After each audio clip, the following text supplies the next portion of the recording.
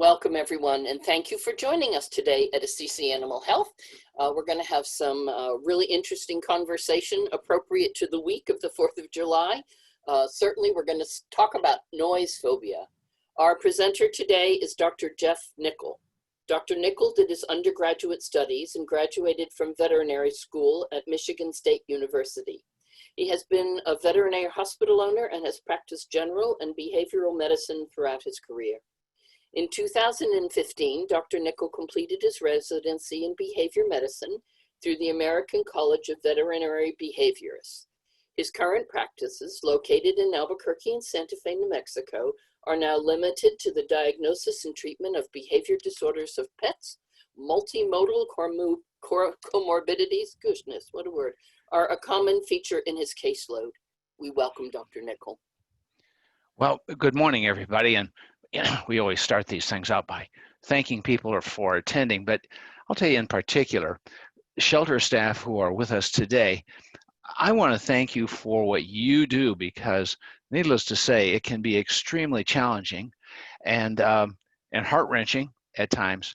But having volunteered in the shelter here in Albuquerque, I understand that you folks may be saving more lives doing what you do than veterinarians like myself, general practice, behavior, whatever, because you're in a position to help these pets find and stay in forever homes, even though some of them come back. And I know that you're in positions to advise lots of pet parents. And so I'm going to try to provide information to you today that you can use that might help some of these pets do better, improve their well-being, and help keep them at home. So the things we're going to talk about today, first about which dogs are suffering from noise phobias in general and how they're affected by those problems. We'll also explain what the problem looks like so you can recognize it. Some of these things are pretty obvious, a little bit subtle in other cases. And also, what about those coexisting behavioral problems? They're a very big part of this, and they can improve right along with the noise phobias. So it's valuable to understand everything that plays a part in these cases. And then I'll explain what we can do to help the pet parents help their pets. And you'll learn all that in about 20 minutes, and then we'll take some questions. So let's get after it here. This is a very significant cause of distress, and here's a definition of phobia. And the operant word here is, or 3 words, out of proportion to the perceived threat. You know, most of these pets have not been hit by a bottle rocket or struck by lightning, but their fear is intense, and this is a severe brain disorder of the neural circuitry and chemistry. So on the other hand, we've got problems that are a little bit less severe, what we call noise reactivity. These pets are not completely freaked out, but they're still suffering. And if they repeat those reactions to the trigger of sudden loud noises enough times, well, they can develop into noise phobic, which is a much more severe manifestation. So getting our arms around this early in the problem can prevent it from worsening. And you can talk to anybody who has a pet gone through their life with this thing who hasn't successfully got it under control, and they'll tell you that it got worse. Okay, so it affects almost half the dogs in the general population at one level or another. So it's worth asking about. There are some breeds that we're starting to work out the genetics on this, some very good, robust research indicating that this runs in family lines, and there are certain breeds that are more prone to occur.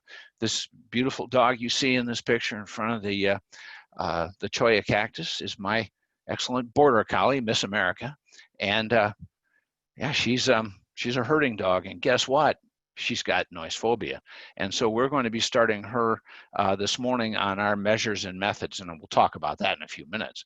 But we want you to understand what to recommend. I know you folks don't prescribe, but it's really valuable for you to understand what's out there so you can advise people. Again, your work is so valuable, and you're very often the first place people go for help. So look at the symptoms. You know, I'm sure that everybody's familiar with most of those, but some of these pets are withdrawing, crawling into a small space under furniture, and their people may not fully recognize the intensity of the fear that dog is struggling with, because it's not one of those dogs who's racing around and frantically pacing, and they don't notice the trembling. They don't notice the dilated pupils and the licking of the fur, and all the hypersalivation. So ask people to keep an eye on their pet, even if they're hiding out. See what's going on. Some of them will, be scanning, hypervigilant. But the mistake that some people make with their dog, they believe they're helping, is the dog is frantically struggling and they're holding on to it so it doesn't run around thinking that'll help reduce the problem, when in fact, they need to manifest this and work out this intense fear, and they need to be allowed to run around. And when they get restrained and held close, they can get much worse because they feel trapped. And a few of them can become defensive aggressive. So, and counsel people not to do that. This is a dog who belonged to a friend of mine, actually, during July 4th.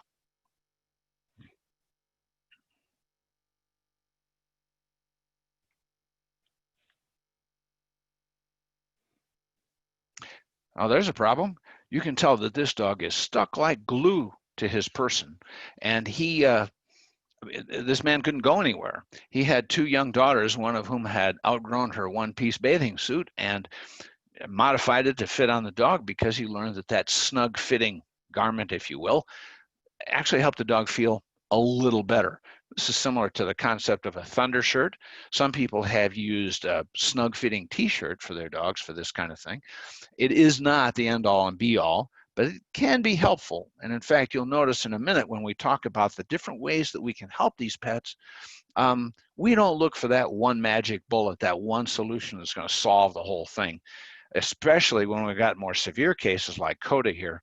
We build, as best we can, a custom fitted management and behavior modification program to help these pets feel much better, improve their well-being at the moment, but also teach them that going forward, when they hear those big bangs and fireworks or thunderclaps, that they actually can do something else, and maybe even build a positive association with hearing those things, because excellent opportunities follow. Dogs being real big on one event predicting another. But these coexisting behavior problems, this is a real important part of the mix, because these noise phobias, like fireworks, do not occur in a vacuum. These things are very commonly accompanied by other behaviors. And I've got another good slide here in a second. But it's valuable, if you are in a position to take histories from some of these pet parents, is make notes, type it in on the laptop or write out a list on a piece of paper and ask them about what else is going on, because as you can see, these dogs who have generalized fear problems or fear of other situations like visitors to the home, or reactive behavior towards people and other dogs on leash walks, or fear of being approached or being handled by one of you folks or a veterinary staff, those fearful dogs have a much higher incidence of also having noise phobia. And fear can be a driver for defensive aggression. And there's so many aggressive dogs. It's the most common thing we treat in a veterinary behavior specialty practice is aggression, particularly between family dogs, the people who get too many of them. We all know how that goes. Well, if you see dogs who are reacting very quickly and very easily, consider fear being at the very top of the list of possibilities, because it's the most common cause. And when you see those fear or possibly fear-related behaviors, and then you ask other questions, you may find that many of them also are noise phobic. And you can see at the bottom of this slide that there's a very strong association with this kind of stuff. And so if we only manage the problem that the pet parent brings to us, certainly important, obviously, to them because they brought it up, but if we probe a little deeper, we're going to find the other problems. And there's one treatment in particular we're going to discuss briefly that can be effective against all of those anxiety-driven fears. Okay, so this slide here actually tells a lot. The top three behaviors commonly go together. Separation anxiety is common to all 6 of these things, but travel anxieties And generalized anxieties, dogs who start out as youngsters being anxious in a few different contexts, and then with a careful history, you come to learn that the list of causes of anxiety for a dog is a growing list, and that's called generalized anxiety. It generalizes over time.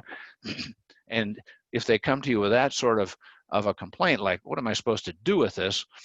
It's important to also ask, do you have separation anxiety problems? They're more common than we think. And nowadays, with pretty much everybody carrying a video camera in their pocket in the form of a smartphone, people can prop this up against a couple of books and leave home for 20 or 30 minutes and come back and get an idea of whether their dog is agitated, pacing, panting, may not be carrying out the obvious separation anxiety behaviors of, inflicting $1,500 worth of damage on the furniture and the door frame every day, which the extreme cases do.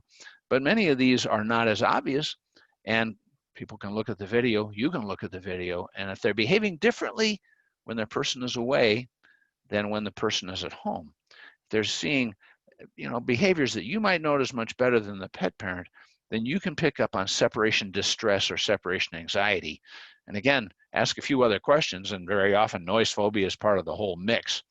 So step number one on this stuff is let's try to prevent the problem from getting any worse. We know that the brain is what we call a plastic organ, meaning that through life, it can undergo permanent anatomic changes on the neural circuitry level and permanent changes in the neurotransmitters. The old saying, if you don't use it, you lose it. Well, if we have a skill that we're developing, whether it's musical or athletic or something else that we practice, repeat, well, practice does make perfect. Well, if you've got a skill that nobody wants, we don't have to call it a skill. But if these dogs are reacting to loud noises and they're freaking out, and this happens repeatedly, whether it's fireworks or thunder, and this problem does get worse because the neural circuits get stronger.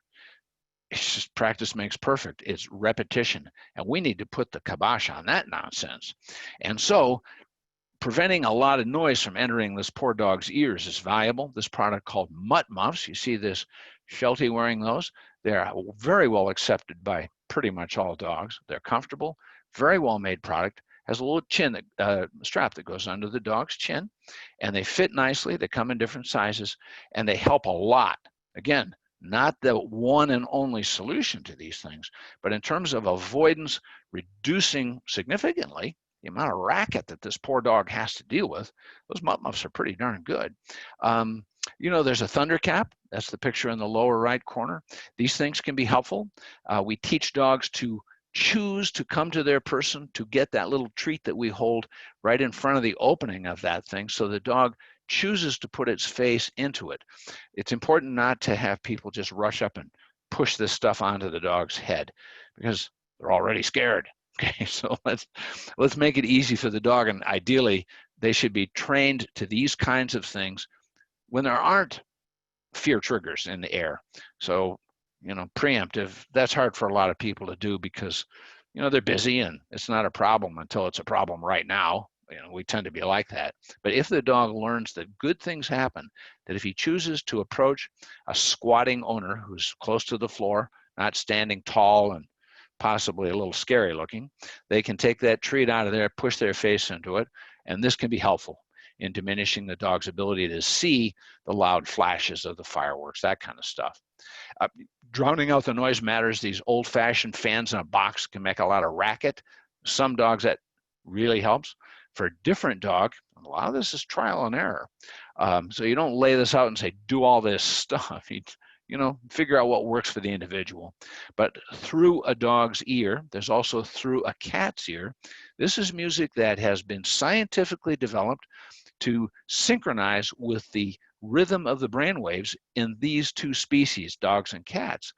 And it promotes alpha waves, which are calming, and it's actually quite pleasant sounding. And you can have them send a CD to the pet parent that they can play, or they can download it onto their laptop or their desktop computer and play it that way. Different volume, it's trial and error on that pet. White noise, other pets, classical music, the very quiet kind, not the Beethoven, but people want to crate pets. They get a lot of advice on teaching a dog to learn to live with a crate. And it's a fine thing for a dog to live with a crate, but not live in a crate. Dogs are denning creatures by nature. They seek out a snug little spot with a low roof for security and safety. But if they're using a wire crate, it should be covered. I mean, not a big heavy blanket or to turn into an oven in there, but the dog needs to feel that it's covered on the sides and the top, and maybe a little flap in the front where they can see out below. But the door to the crate should always remain open. This dog needs to be able to exit and enter at their choice, never trapped in there, okay? Boy, that feeling of being trapped and having no choices makes these things much worse. So what do you tell the pet parent? Well, empathy really counts. Let's walk a mile in that dog's moccasins. They're not little people in furry suits. Their feelings and their reactions can be very different. So let's look at them and understand that they regard, a dog does, any response to their leader.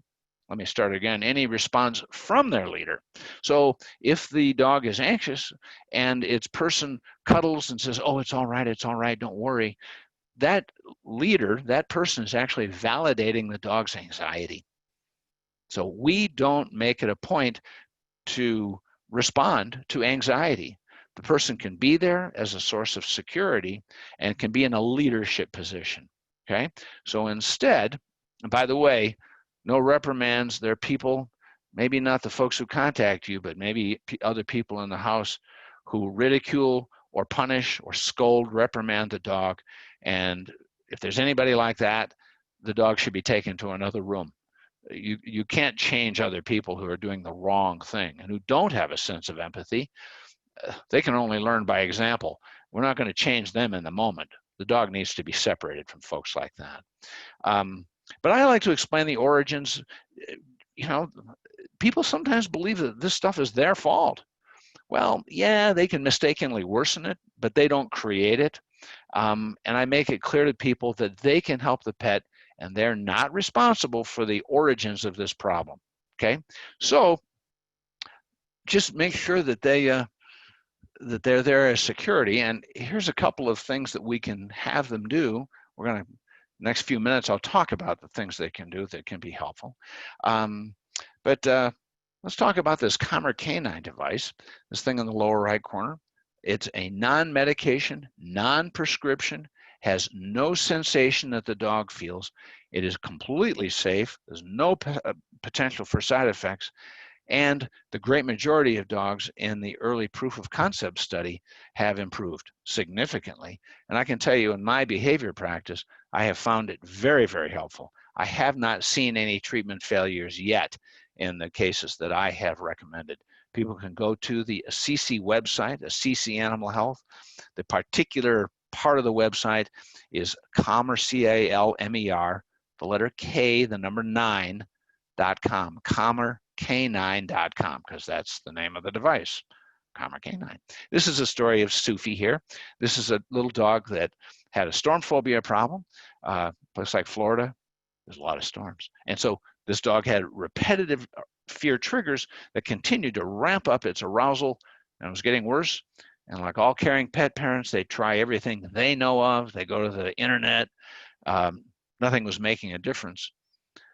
Well, the Calmer Canine did, and it did pretty quickly in her case. And the best part of this story is at the end, where she says she can distract the dog by rolling a ball on the floor and giving the dogs treats.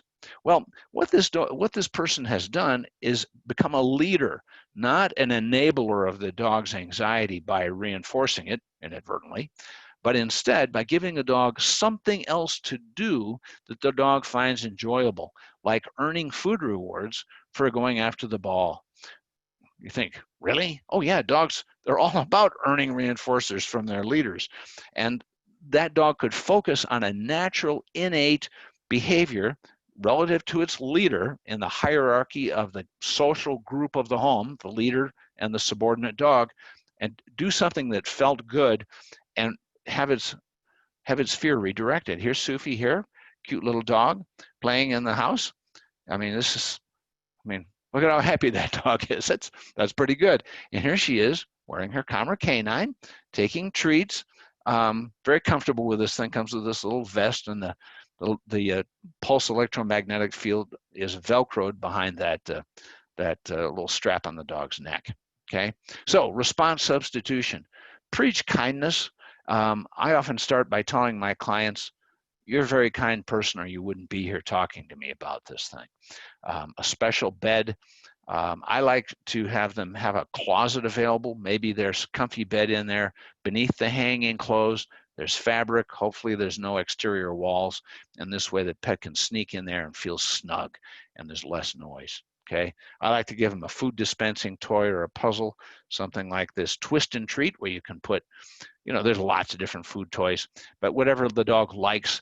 And if you've reduced the dog's access to food, maybe delayed its morning meal or its evening meal, so it's a little bit hungry, they're going to be more motivated to extract the food from this kind of stuff and do something natural instead. There are relaxation exercises like T-Touch. You can look this up on the internet.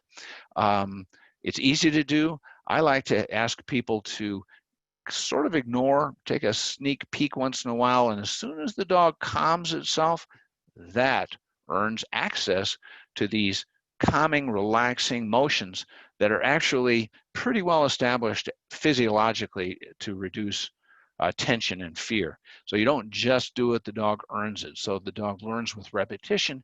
If I calm myself just a little bit, then my leader will do this and I will calm more. And it's that leader subordinate appropriate relationship between the person and the dog they love.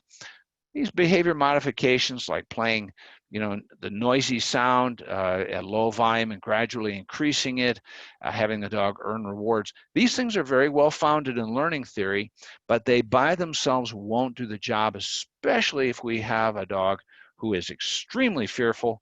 We've got to reduce that significantly before we can teach them new skills. So we've got medications.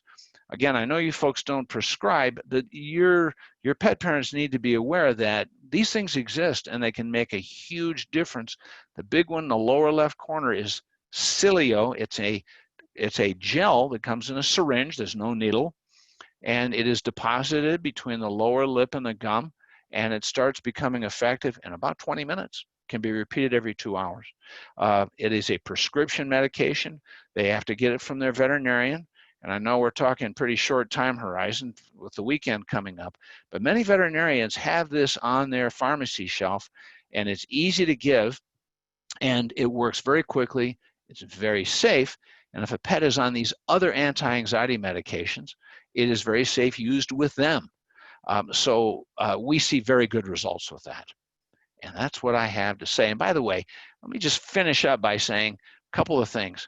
Just to wrap this up and put a little summary on it, the big takeaways I hope you'll get from this is be sure that when you have a pet parent talking about this and there's not a total clarity about what they're seeing, ask them to compare what they notice in their pet's behavior during a noisy event, compare that with what the dog's like on a normal day. And if they say, well, these are the differences, you go, those are the symptoms, okay? Encourage a safe space, plan that prior to the fireworks, ASAP at this point. Make it easy for the dog to get comfortable and secure, and control the noise. Remember, avoidance is the number one thing that we have to accomplish on this thing. And then make a difference long-term. Encourage them to get help with other anxieties, and encourage them to consider the calmer canine, because that takes time for that to work, but they can be ready for the next time.